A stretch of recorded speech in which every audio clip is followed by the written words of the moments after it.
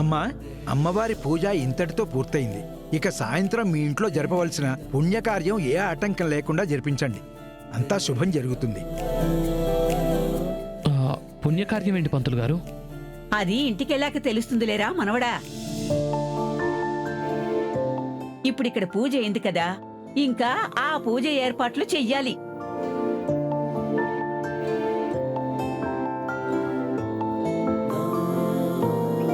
పుణ్యకార్యం అంటున్నారు ఏంటక్కా? చెప్పారు కదా శరణ్య, ఇంటికెళ్ళాక తెలుస్తుంది అంతే. నీకు తెలీదా? తెలీదు. పుణ్యకార్యం అంటే వాళ్ళ శోభనం అదేగా. పదండి, ఇక బయలుదేరదాం.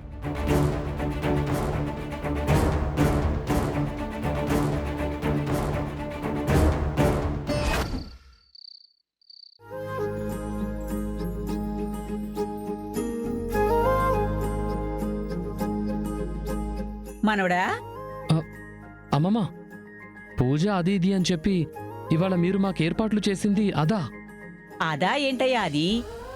ఇవాళ మీ ఇద్దరికి శోభన ముహూర్తం ఏర్పాటు చేశాం. నాకు సిగ్గేస్తుందమ్మమ్మా. పడిన సిగ్గు చాలేవయ్యా మనవడా. ఇలా సిగ్గు పడి పడి సంసారం మొదలు పెట్టడానికి సంవత్సరం గడిపేశారు. ఇలా ఎన్నేళ్లని? చూడయ్యా, అందమైన జీవితాన్ని మొదలు పెట్టాల్సిన వయసులో ఇలా కాలాన్ని వృధా చేస్తే వృద్ధాప్యం అనే వయసు వచ్చిన తర్వాత గుర్తు చేసుకోవడానికి మధురమైన జ్ఞాపకాలంటూ ఏమీ ఉండవయ్యా. మధుర స్మృతులు లేని మానవ జన్మ ఎప్పటికీ విలువలేందే. చూడయ్యా, ఒక్క మాట గుర్తు పెట్టుకో. భార్యాభర్తల మధ్య ఎన్ని గొడవలొచ్చినా అవి క్షణికమైనవే. ఇరువురి బంధం ఒకటే శాశ్వతం. ఆ బంధానికి ప్రేమే జీవం. మరి అలాంటి ప్రేమని మీరు మీ మనసులోనే దాచుకుంటే ఎలా చెప్పు? సొంతం అనుకున్న చోట బిడియాలు భయాలు అసలు ఉండకూడదు నాన్నా. ఒక్కటిగా బ్రతికే చోట దారం పోగుకైనా దారివ్వకూడదు. అర్థమైందా?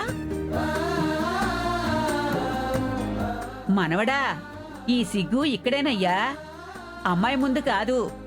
మళ్ళీ సంవత్సరం తిరిగేలోపు నా మునిమనవడు నట్టింట్లో కేకలేయాలి, సరేనా?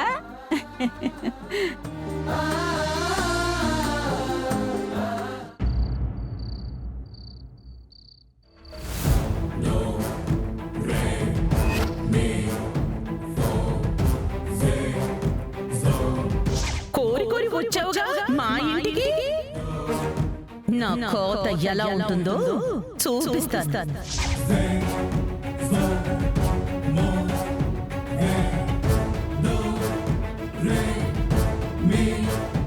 ఏంటి సమీరా, దర్శన్కి శరణ్యకి శోభనం ఏర్పాట్లు ఎంతవరకు వచ్చాయి? ఏంటి వెటకారంగా ఉందా? అసలే మంటెక్కిపోయున్నాను, మళ్ళీ అందులో పెట్రోల్ పోయొద్దు. సమీరా, నువ్వు బాధలో ఉన్నావు కాబట్టి నీకు నా మాటలు ఏదో పొడిచినట్టు వెటకారమాడినట్టు అనిపిస్తున్నాయి. కానీ ఇక్కడ నీ పరిస్థితి ఎలా ఉందో అంతకు మించి నేను మట్టిక్కిపోయినాను. అక్కడ వాళ్ళకి శోభనం జరిగితే ఇక్కడ నేను నిన్ను మించి ఊడిపోయినట్టు. సారీ అనన్య, ఏదో ఫ్రస్ట్రేషన్లో అనేసాను కానీ నా వల్ల కావట్లేదు. గదిలో బెడ్ కూడా ముళ్ళ కంపలాగా అనిపిస్తోంది. అందుకే భరించలేక ఇక్కడికొచ్చాను. అర్థమైంది సమీరా, నీ పెయిన్ నేను కాక ఇంకెవరు అర్థం చేసుకుంటారు? అవునమ్మీ, ఇట్ట జోగి జోగి రాసుకుంటేనే కదా బూడిద రాలేది. లేదంటే ఆ సామెత ఉత్తినే వేస్ట్ అయిపోదు. అమ్మా, ఏందమ్మీ అరుస్తా ఉండవు? నేనేమన్నా అబద్ధం మాట్లాడుండానా? నువ్వు నీ మొగుణ్ణి ప్రీతి చేతిలో పెట్టినట్టు ఈ తింగర్ మొహంది దర్శన్ బాబుని శరణ్య చేతిలో పెట్టుండాది. ఈ ఇంటికి కోడలై నువ్వు కాక ఇది ఇద్దరు ఇడ పనికిరాని పదార్థాలేగా.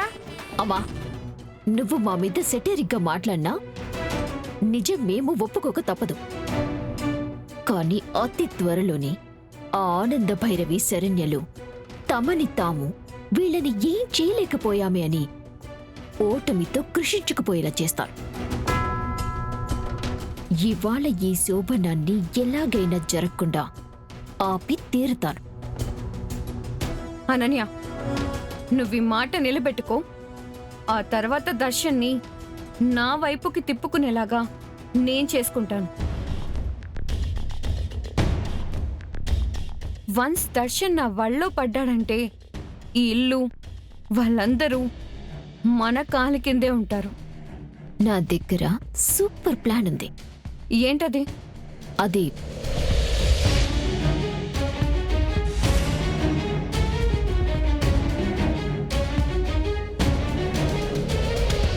దామిని, ఏంటిలా వచ్చావు? చేతిలో ఆ పిల్ల బ్లాంకెట్ ఏంటి? ఇవాళ దామిని మీతో పాటే ఈ గదిలోనే పడుకుంటుంది.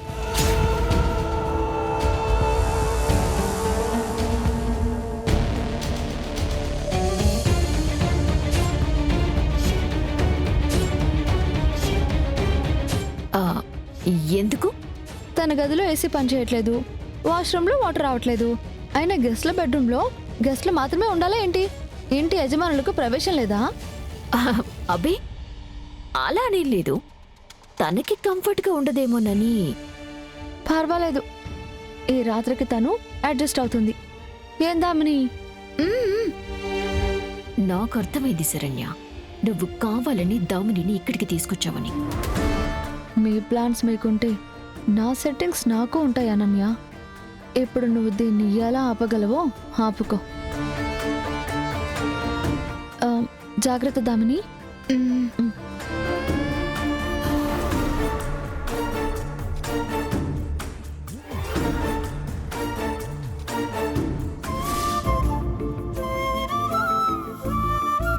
అత్తయ్య గారు, ఏంటమ్మా? గుళ్ళో దాంపత్య పూజ చాలా బాగా జరిపించారు. మమ్మల్ని కూడా ఆశీర్వదించండి. పిల్లా పాపలతో కలకాలం చల్లగా ఉండండి.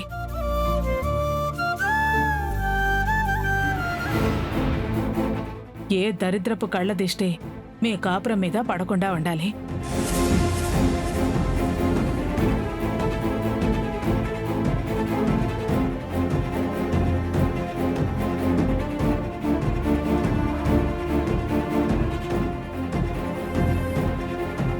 అసలే వదిలిపోయింది అనుకున్న ఓ దరిద్రపు పేడ మళ్ళీ నట్టింట్లోకి దాపురించింది. ఆ దుష్టగ్రహం ప్రభావం పోయే వరకు కాస్త జాగ్రత్తగా ఉండాలి మీరు. ఏ పీడ ఏ గ్రహం ఎన్ని డాన్సులేసినా ఎగిరెగిరి అలిసిపోవాల్సిందే కానీ ఇది ఆ దేవుడు కలిపిన బంధం అమ్మా. మీ ఆశీర్వాద బలాన్ని పొందిన బంధం. దీన్ని ఎవ్వరూ ఏమీ చేయలేరు.